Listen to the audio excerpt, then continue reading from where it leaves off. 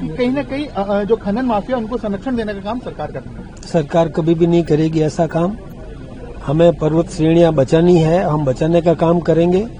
हम पर्यावरण का भी पूरा सावधानी रख रहे हैं और जहां कोर्ट का निर्णय है उसकी विवेचना करने के बाद ही कोई फैसला दिया जाता है। अभी तक जल्दबाजी कर रहे हैं गहलोत साहब। मैं सोचता हूं कि इतना उतावलापन ठीक नहीं है।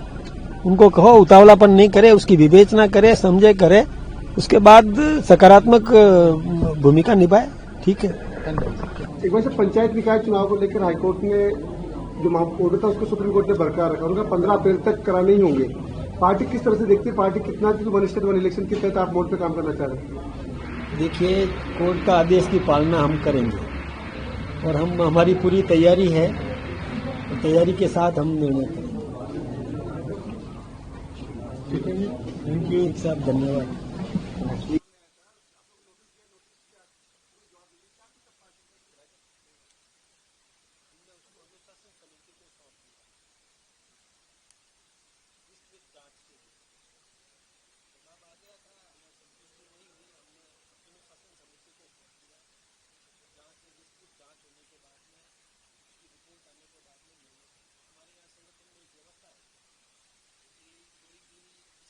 सरकार की कोई ऐसी सूचना मिलती है तो हम कारण नोटिस देते हैं।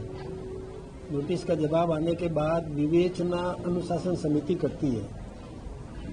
संतुष्ट होते हैं तो हम ही कर लेते हैं, नहीं होता है तो अनुशासन समिति को सौंप देते हैं। वो वहाँ पर तथ्यों के आधार पर पूरी रिपोर्ट्स लेकर के निर्णय करें।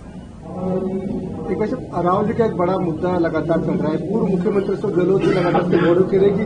भूपेंद्र यादव जो केंद्रीय मंत्री उनका भी इसमें और इस तरह का जो निर्णय हुआ है इससे राजस्थान की 90% ज्यादा अरावली नष्ट हो जाएगी। हालांकि निर्णय सुप्रीम कोर्ट का है। देखिए, इसमें जो निर्णय सुप्रीम कोर्ट का है और गहलोत साहब को पता नहीं क्यों इसमें सरकार नजर आती है।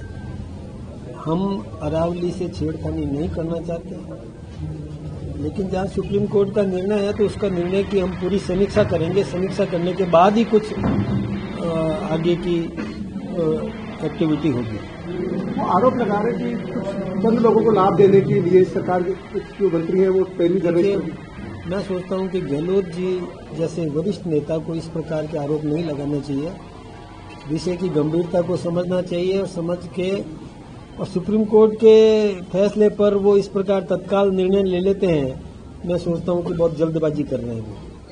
इसके साथ ही उनका कहना है कि जो बांग्लादेश में हिंसा हो रही है, हिंदुओं पर अत्याचार हो रहे हैं, उसमें केंद्र सरकार मूक दर्शक बनी हुई है। इससे भारत की छवि पूरे न केवल बांग्लादेश बल्कि सब जगह खराब हो रही है। देखिए, हमारी सरकार बहुत गंभीर है। देश दुनिया कहीं पर भी किसी भी